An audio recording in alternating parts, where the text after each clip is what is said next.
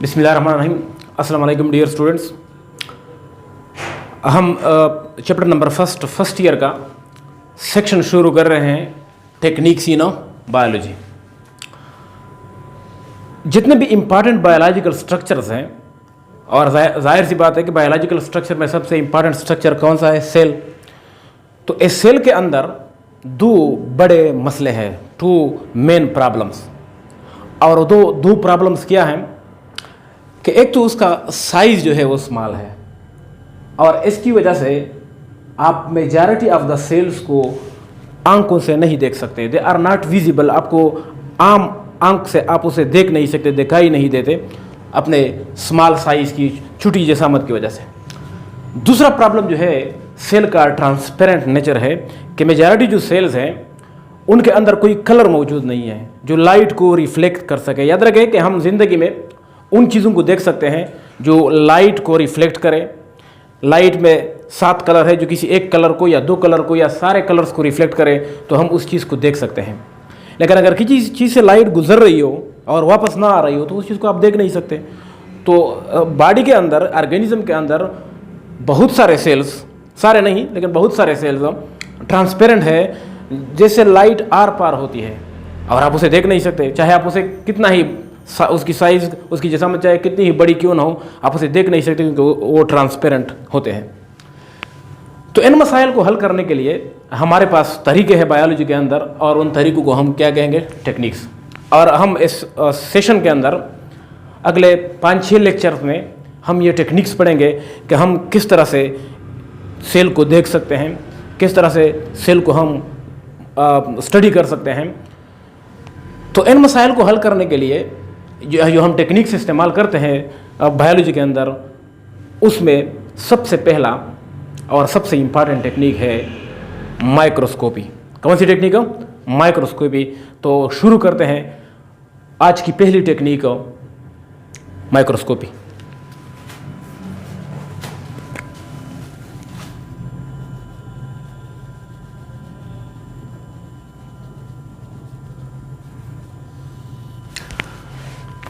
Micro जो word है इसमें 2 पार्ट है। माइक्रो का मतलब है स्मॉल, स्कोपी का मतलब है टू सी, टू एग्जामिन, यानी देखना, किसी चीज को देखना, यानी छोटी चीजों को देखना। तो माइक्रोस्कोपी की जो डेफिनेशन है वो इसके नाम के अंदर ही मौजूद है, लेकिन फिर भी हम इसको डिफाइन करते हैं।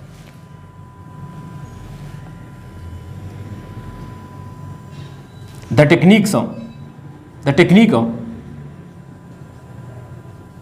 in which we study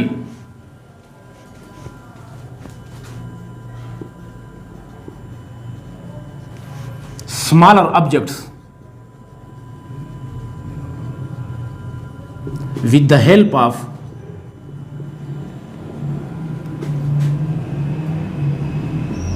convex lenses.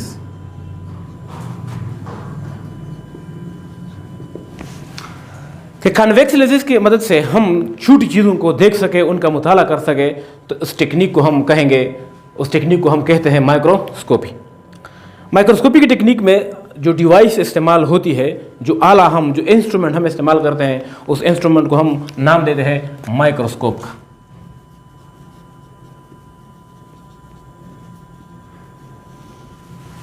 Microscope को हम डिफाइन करते हैं द डिवाइस या the instrument used to study smaller objects. Microscope वो आला है, वो डिवाइस है, वो इंस्ट्रूमेंट है जिसके ज़रिए हम छोटी चीज़ों का मुताला कर सकते हैं, जो वो चीज़ें जो आम आंख से दिखाई न दे, या जो दिखाई दे मगर बहुत ही छोटी साइज़ में दिखाई दे और हम उसकी तफसील नहीं देख सकते, तो वो तफसीली मुताले के लिए हम जो आला इस्तेमाल करते हैं उसको हम माइक्रोस्कोप कहते हैं। और माइक्रोस्कोप के अंदर कौन से लेंसेज हैं? Convex lenses. टेलीस्कोप के अंदर याद रखें कनकेव लेंसेज होते हैं, और माइक्रोस्कोप के अंदर कन्वेक्स लेंसेज। कनकेव और कन्वेक्स का जो फ़र्क है वो उम्मीद करता हूँ कि आपने फिजिक्स में ये फ़र्क पड़ा होगा। लेकिन बुनियादी फ़र्क इन दोनों लेंसेज में ये है कि कन्वेक्स लेंस लाइट को एक पॉइंट पर फोकस करती है, जिसकी वजह से इमेज का साइज़ बढ़ जाता है, और कनकेव लेंसेज लाइट को डिस्पर्स करते हैं और हम वो दूर की चीज़ें देखने के लिए इस्तेमाल करते हैं, और कन्वेक्स लेंसेज नज़दीक की चीज़ों को बड़ा करने के लिए, उनका साइज़ मैग्नीफाई करने के लिए हम इस्तेमाल करते हैं। तो माइक्रोस्कोप के अंदर जो लेंसेज इस्तेमाल होते हैं वो लेंसेज कन्वेक्स लेंसेज होती हैं। माइक्रोस्कोप की तारीख़ क्या है, हिस्ट्री क्या है इसकी, ये किस तरह से इसकी ज़रूरत क्यों पेश आई और ये किस तरह से इस दुनिया के अंदर इन्वेंट हुआ, ये तारीख़ ज़रा हम बाद में पढ़ेंगे। लेकिन आज का हमारा टॉपिक माइक्रोस्कोप के दो बुनियादी प्रॉपर्टीज़ के बारे में है कि किसी माइक्रोस्कोप के अंदर दो बुनियादी खसूसियात होनी चाहिए, तब वो माइक्रोस्कोप हमारे लिए बायोलॉजी के अंदर मुफीद साबित होगी। वो दो प्रॉपर्टी क्या हैं? Two important properties of microscope.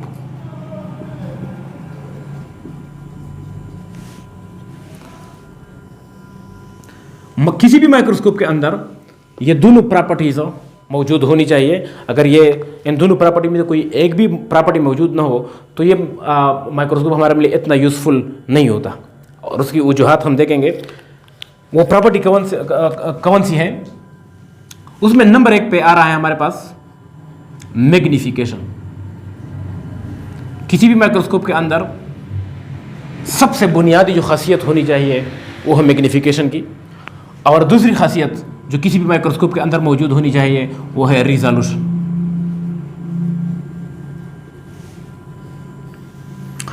तो हम पहले देखेंगे मैग्नीफिकेशन को और बाद में देखेंगे रिजोल्यूशन को। और याद रखें कि आज का हमारा जो सेशन है ये माइक्रोस्कोप के इन दो प्रॉपर्टीज़ के मुतालिक है।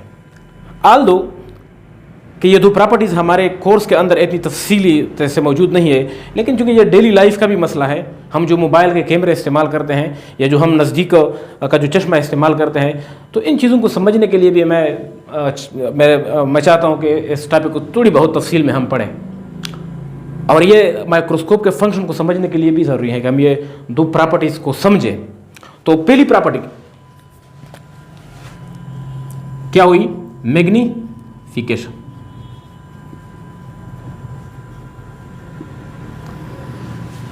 मैग्नीफिकेशन को उर्दू में हम कहेंगे तकबीर, यानी बड़ा करना, किसी चीज़ को बड़ा करना। लेकिन हम फिजिक्स के अंदर या ऑप्टिक्स के अंदर या बायोलॉजी के अंदर इस प्रॉपर्टी को हम टेक्निकली डिफाइन करते हैं किस तरह से? The ability of a lens or a microscope to increase the apparent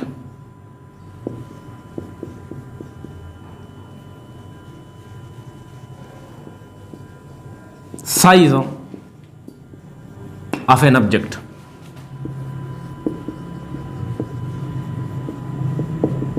ये किसी भी लेंस या किसी भी माइक्रोस्कोप की वो खूबी होती है जिसकी वजह से वो किसी चीज़ की ज़ाहरी जसामत को बड़ा करके दिखा सके। ज़ाहरी जसामत की मैं बात कर रहा हूँ, इसको भी, इस पॉइंट को भी हम समझेंगे। एपरेंट साइज, एपरेंट साइज का मतलब होता है ज़ाहरी जसामत, यानी माइक्रोस्कोप के अंदर ये एबिलिटी मौजूद नहीं है कि वो किसी चीज़ की असल साइज में इजाफा करे। असल साइज वो इंक्रीज नहीं कर सकता, वो उस ऑब्जेक्ट की इमेज को बड़ा करके दिखा रहा होता है। तो अगर इमेज बड़ा हो रहा है तो ये तो ज़ाहरी साइज बड़ा हो रहा है, और ज़ाहरी साइज बड़ा करने की एबिलिटी को हम मैग्नीफिकेशन कहते हैं। ज़ाहरी साइज और हकीकी साइज में फ़र्क क्या है कि फॉर एग्जांपल हमारे पास ये एक ऑब्जेक्ट है, और फॉर एग्जांपल इस ऑब्जेक्ट की एक्चुअल जो साइज है वो लेट से 10 मिलीमीटर है। 10 मिलीमीटर एक्चुअल साइज इस ऑब्जेक्ट का है। अब ये 10 मिलीमीटर साइज में हम तफसील नहीं देख सकते, तो तफसील के लिए ज़रूरी है कि ये ऑब्जेक्ट इसको हम बड़ा करके देखें। तो सब्जेक्ट को अगर हम बड़ा करेंगे तो इसकी रियलिटी ख़त्म हो जाएगी। तो ज़रूरी है कि इस ऑब्जेक्ट की एपरेंट साइज या जिसामत या तस्वीर, इमेज हम इसको बड़ा करके दिखा सकें। तो ये ऑब्जेक्ट को हम लेकर जाते हैं माइक्रोस्कोप के अंदर, और माइक्रोस्कोप के अंदर इसकी साइज जो है फॉर एग्जांपल हो जाती है लेट्स से 500 मिलीमीटर। कितनी हुई? 500 मिलीमीटर, यानी असल से 50 गुना ज़्यादा इसका साइज बढ़ गया। और हमने इसकी तफसील देखी, ये एपरेंट साइज है। और जैसे ही आप इस ऑब्जेक्ट को माइक्रोस्कोप से वापस निकाल लेते हैं तो उसका साइज वही 10 मिलीमीटर है। तो ये एपरेंट और एक्चुअल साइज में फ़र्क के लिए हमने ये बात समझने की कोशिश की कि किसी ऑब्जेक्ट का एक्चुअल साइज बढ़ाने के लिए हम उसको माइक्रोस्कोप के अंदर देखते हैं तो माइक्रोस्कोप का साइज बड़ा करके दिखा रहा होता है, और वो बड़ा साइज, वो बड़ी इमेज जो आप देख रहे हैं वो एक्चुअली एपरेंट साइज है, वो एक्चुअल साइज नहीं है। एक्चुअल साइज अगर आप माइक्रोस्कोप से उस ऑब्जेक्ट को निकालें तो फिर अपने ओरिजिनल साइज पे आ जाएगा। तो इसका मतलब है कि इसका एक्चुअल साइज तो चेंज नहीं हुआ, इसकी इमेज बड़ी हुई, जो इमेज हमने देखी, और इमेज बड़ा करना इसको हम मैग्नीफिकेशन कहते हैं। मैग्नीफिकेशन की को हम डिनोट करते हैं एक्स। एक्स का मतलब है टाइम्स, टाइम्स का मतलब है गुना, यानी इतना गुना, 2 गुना, 3 गुना, 4 गुना, 5 गुना, 5 टाइम्स, 6 टाइम्स, 10 टाइम्स। यानी फॉर एग्जांपल अगर एक माइक्रोस्कोप हो, किसी ऑब्जेक्ट का साइज जो है वो 1 मिलीमीटर है एक्चुअल साइज,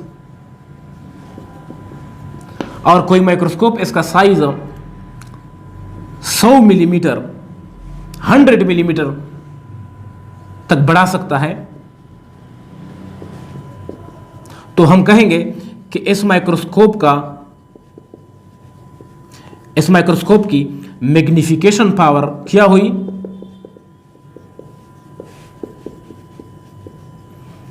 100x, 100 गुना, कि इसने इस ऑब्जेक्ट का जो एपरेंट साइज है वो 100 गुना बढ़ाया। 1 मिलीमीटर से उसने किया क्या?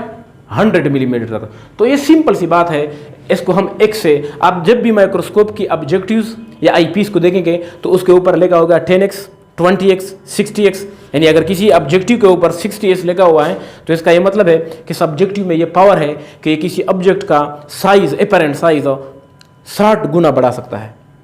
60 time it has the ability to increase the apparent size of an object by 60 times। अगर किसी लेंस के ऊपर लिखा हुआ है 10x तो इसका मतलब है कि this lens has the ability to increase the apparent size by 10 times. तो ये मैग्नीफिकेशन, साथ सी बात। और ये मैग्नीफिकेशन इसलिए ज़रूरी है कि इंपॉर्टेंट बायोलॉजिकल स्ट्रक्चर जैसे सेल हुई, न्यूक्लियस हुई, ये सारे ऑब्जेक्ट्स का साइज माइक्रोमीटर में होता है। सबसे छोटा सेल जो है माइकोप्लाज्मा बैक्टीरिया का 0.2 माइक्रोमीटर, तो 0.2 माइक्रोमीटर तो आप देख नहीं सकते अनएडेड आई से, ऐसी बेयर आई से तो आप नहीं देख सकते, तो उसके लिए आप कन्वेक्स लेंसेज यूज़ करते हो ताकि अपरेंट साइज आप 0.2 माइक्रोमीटर को आप 20 या 30 मिलीमीटर तक बड़ा करके देख सकें। तो इस टेक्निक को हम माइक्रोस्कोपी और इस प्रॉपर्टी को हम मैग्नीफिकेशन कहते हैं। लेकिन मसला क्या है कि आप ये पॉइंट देखें, ये पॉइंट ब्लैक है, ये पॉइंट बड़ा हुआ 500 मिलीमीटर तक, लेकिन फिर भी ब्लैक है और आपको कुछ भी नज़र नहीं आ रहा। क्यों?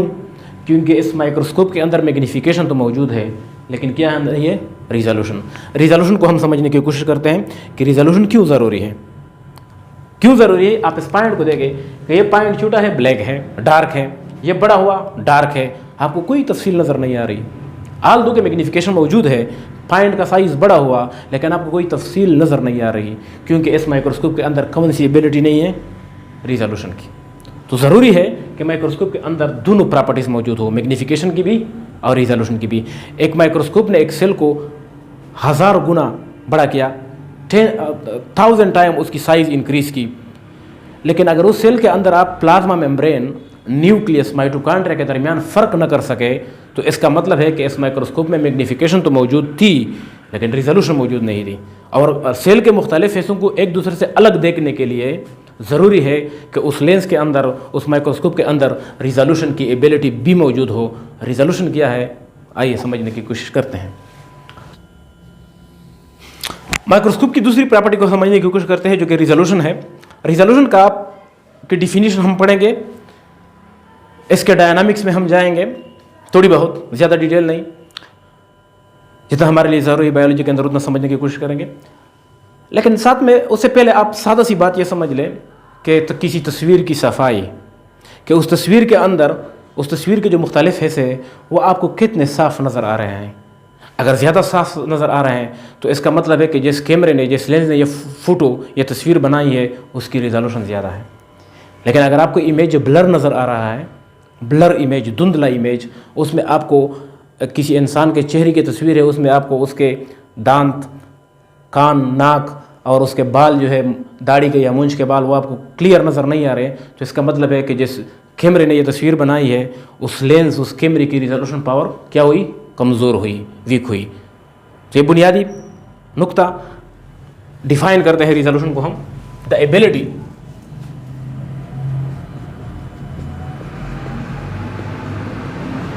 of a lens to distinguish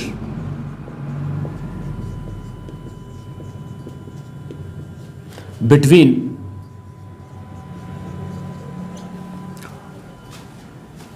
two closely placed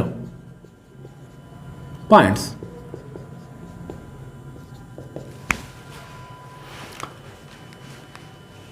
resolution किसी भी लेंस की ये खूबी होती है, एक अहलियत होती है कि वो लेंस दो नज़दीक पॉइंट्स को एक दूसरे से जुदा करके दिखा सके। आपको वो लेंस बता सके तस्वीर के अंदर कि ये दो पॉइंट जो है, जो नज़दीक करके हुए हैं, ये एक पॉइंट नहीं बल्कि दो पॉइंट है, और उसके दरमियान, उसके बीच में आपको फासला दिखा सके कि ये पॉइंट बेसिकली एक नहीं है मगर ये दो है। डिस्टिंग्विश का मतलब है फ़र्क करना, कि दो पॉइंट्स जो करीब करीब रखे हुए हों, क्लोजली प्लेस्ड, करीब करीब, नज़दीक नज़दीक रखे हुए हों, और वो पॉइंट माइक्रोस्कोप या कोई लेंस या कोई कैमरा आपको अलग अलग दिखा सके कि ये जो तस्वीर के अंदर जो इंसान की चेहरे की तस्वीर है, इसके अंदर मूंछ का ये बाल अलग है, ये बाल अलग है। अगर किसी कैमरे की रिजोल्यूशन ज़्यादा हो तो उसमें आप चेहरे के बाल को भी अलग अलग देख सकते हो। लेकिन अगर ये कैमरे की रिजोल्यूशन, मोबाइल के कैमरे की रिजोल्यूशन कमज़ोर हो तो आपको नाक, कान, सर, मौत, ये चीज़ें तो नज़र आएगी, लेकिन स्किन पे जो स्पॉट्स है, स्किन पे जो बाल है, वो आपको नज़र नहीं आएंगे, क्योंकि उस कैमरे की रिजोल्यूशन कमज़ोर है और वो पॉइंट्स के दरमियान फ़र्क बताने से कासिर है। वो पॉइंट के बीच फ़र्क बता नहीं सकता क्योंकि उसकी रिजोल्यूशन कमज़ोर है। और रिजोल्यूशन डिपेंड करती है फोकसिंग पावर पर, कि उस लेंस के अंदर लाइट को फोकस करने की कितनी अहलियत है। रिजोल्यूशन को हम एक डायग्राम से समझने की कोशिश करते हैं, स्पेशली सेल के कॉन्सेप्ट में। चूँकि हमारा टॉपिक सेल्स हैं तो सेल के कॉन्सेप्ट में हम देखने की कोशिश करते हैं। एक इमेजिनरी पॉइंट ले, ये फॉर एग्जांपल एक सेल है,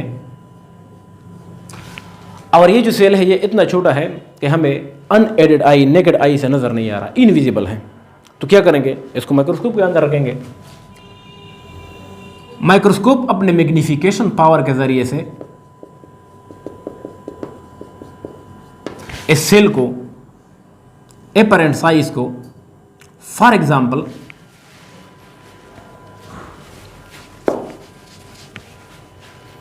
इतना बड़ा करके दिखा रहा है, लेकिन इसके अंदर कोई भी चीज़ों के दरमियान फर्क नहीं बता रहा कि प्लाज्मा मेम्ब्रेन कौन सा है, न्यूक्लियस कौन सा है, माइटोकॉन्ड्रिया का होगा तो फायदा क्या हुआ सेल को बढ़ाने का। ये प्रॉपर्टी मैग्निफिकेशन है माइक्रोस्कोप की। अब अगर इसी लेंस के अंदर ये प्रॉपर्टी भी मौजूद हो रिजोल्यूशन की, तो ये सेल की तस्वीर माइक्रोस्कोप आपको किस तरह दिखाएगा? कौन सी प्रॉपर्टी? रिजोल्यूशन की प्रॉपर्टी के जरिए से ये माइक्रोस्कोप इस सेल को आपको इस तरह से दिखाएगा कि ये क्या हुई? Plasma membrane,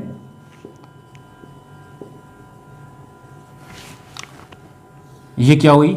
nucleus, nuclear membrane, ये क्या हुआ? एंडोप्लाज्मा का रेटिकुलम, ये क्या हुआ? लाइसोसोम, ये गाल्जी बॉडी,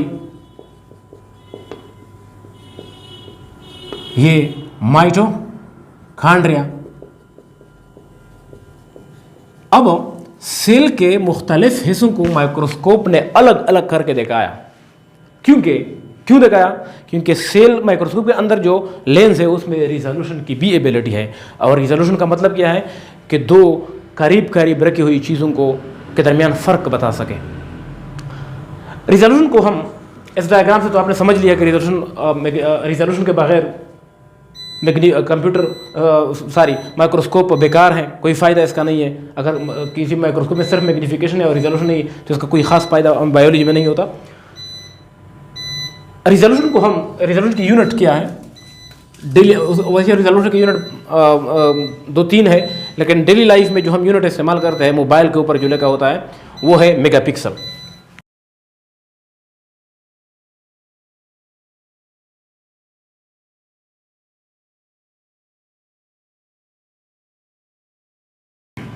यूनिट ऑफ रिजोल्यूशन की हम बात कर रहे थे कि रिजोल्यूशन को हम पिक्सल के टर्म्स में ज़ाहिर करते हैं, डिनोट करते हैं। जैसे मोबाइल के कैमरे पर लिखा होता है 10 megapixel, 20 megapixel, 20 megapixel, 30 megapixel.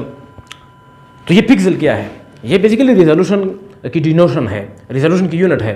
Pixel को हम डिफाइन करते हैं the smallest part of an image. एक तस्वीर का, एक इमेज का सबसे छोटा हिस्सा उसको हम पिक्सल कहते हैं। और पिक्सल को हम जाहिर करते हैं किस चीज़ में? In terms of PPI, parts of picture पर इंच, यानी पिक्सल पर इंच, मतलब यानी पार्ट ऑफ पिक्चर या पार्ट ऑफ इमेज पर इंच या पिक्सल पर इंच।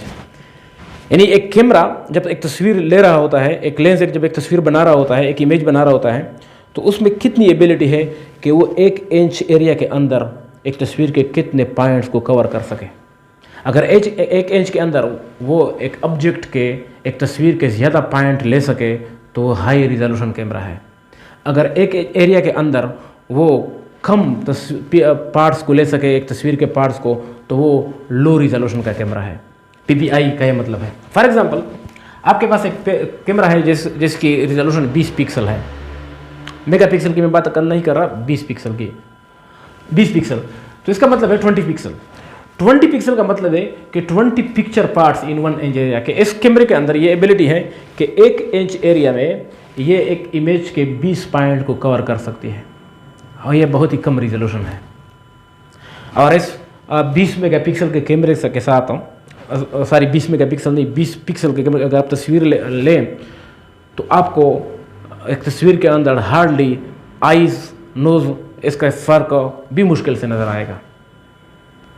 लेकिन अगर आप एक 1000 पिक्सल का कैमरा लें और उससे तस्वीर बनाएं तो ये हाई रिजोल्यूशन है। इसका मतलब है कि इस लेंस के अंदर एबिलिटी ये है कि 1 इंच एरिया के अंदर ये किसी इमेज के, किसी चेहरे के, किसी ऑब्जेक्ट की तस्वीर बनाएं और उस तस्वीर के 1000 पार्ट्स को 1 इंच के अंदर समो सके, तो वो तस्वीर कंपेरेटिवली क्लियर होगी। ये 1000 पिक्सल का मतलब है 1 मेगापिक्सल, 0.5 मेगापिक्सल। तो इस कैमरे से अगर आप तस्वीर लें तो इसमें आपको बॉडी के जो पार्ट्स है, हैंड, नोज़, ये थोड़े बहुत क्लियर नज़र आएंगे, लेकिन चेहरे के अंदर स्पॉट्स है या बाल है, ये चीज़ें आपको नज़र नहीं आएगी। ये चीज़ें देखने के लिए आपको मज़ीद ज़्यादा रिजोल्यूशन की ज़रूरत है, जैसे 20 मेगापिक्सल, 10 मेगापिक्सल, 30 मेगापिक्सल, इस तरह के लेंसेज की ज़रूरत आपको पड़ेगी।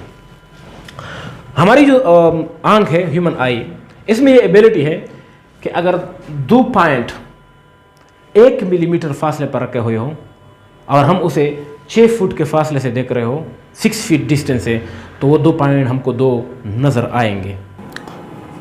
तो ह्यूमन आई की जो रिजोल्यूशन पावर है वो इतनी हद तक है कि अगर 2 पॉइंट 1 मिलीमीटर फासले पर रखे हुए हैं और हम उसको 6 फीट के फासले से देख रहे हो तो वो 2 पॉइंट हमको 2 ही नज़र आएंगे। लेकिन अगर ये डिस्टेंस 1 मिलीमीटर से कम हो जाएगा तो यही 2 पॉइंट हमें एक सिंगल पॉइंट के तौर पर नज़र आएंगे। अब अगर इसको आपने 2 पॉइंट के तौर पर देखना है, इसको आपने मज़ीद तफसील के साथ देखना है, इसके अंदर मज़ीद और भी पॉइंट्स हैं जो हमें नज़र नहीं आ रहे, तो इसके लिए आपको लेंस का इस्तेमाल करना होगा और ऐसी लेंस का इस्तेमाल करना होगा जिसकी रिजोल्यूशन पावर हमारी आई से ज़्यादा हो। और वो लेंस क्या हो सकती है? कन्वेक्स लेंस, जो माइक्रोस्कोप के अंदर हो।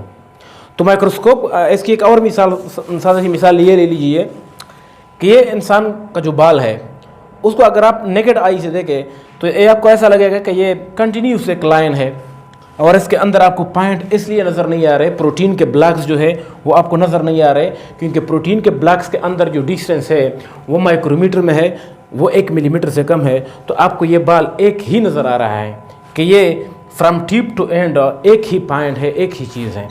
लेकिन अगर इसी बाल को आप माइक्रोस्कोप के अंदर देखें तो इसको ये आपको मुख्तलिफ पॉइंट्स के अंदर नज़र आएगा, क्योंकि माइक्रोस्कोप की रिजोल्यूशन पावर ज़्यादा है और वो बाल के जो प्रोटीन के ब्लॉक्स है वो उसे पेरेड दिखाने की अहलियत रखता है।